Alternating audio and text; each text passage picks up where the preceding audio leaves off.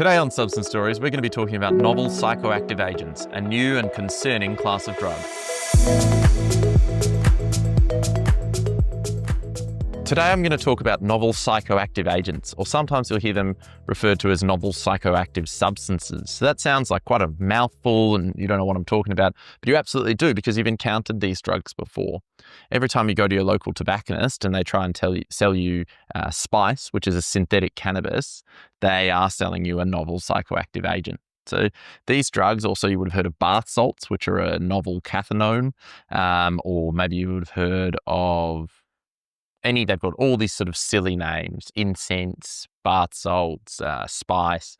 Essentially what they do is there are laws banning cannabis. But if I slightly alter cannabis in a lab and then pump out a lot of it and sell it to you as incense or spice, you can smoke it. The problem with that is these drugs are completely untested, and they're really new. So a lot of illicit drugs have a lot of hundreds of years of their use, as sort of the risks documented about it. But these drugs are brand new. We don't know how they affect us. For instance, most synthetic cannabis are much, much more likely to cause psychosis than natural cannabis because THC is actually sort of a partial agonist at the receptor, so it sort of doesn't have the full effect. It's almost like a dimmer switch on the receptor, where these novel psychoactive cannabises are light fully on. So they're much more likely to get our endocannabinoid system going full bull and much more likely to get psychosis. Bath salts, for instance, you would have heard about them on the news. They are a synthetic cathinone. Cathinones, it's really cart, which is a sort of mild stimulant that people chew on in the Middle East and the Horn of Africa. And if you ramp it up again with these bath salts, with these novel cathinones, then again, it can be, cause psychosis. It's quite a full-on stimulant. And I guess the tricky part about these, as I touched on, is they're completely untested, they're completely unregulated, and they're very difficult to regulate because all I have to do is tweak it just a little bit, and then you've got a whole new drug, and you have to pass a new law to ban this new drug. So that's why you see them out there. Some of these ones have been around for a long time, and they've sort of entered the mainstream of substance use, like Mephedrone or 2CB, which is sort of slightly altered MDMA.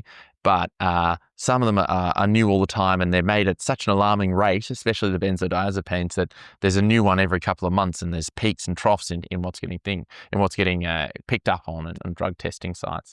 So it's a really, really dangerous area. And to me, novel psychoactive agents, or the rise of them, is just one of the biggest advertisements as to why the current system of banning and not regulating illicit substance use is leading to more harms. Because my feeling would be that the vast majority of people using these novel psychoactive agents are using them to try and get around the laws.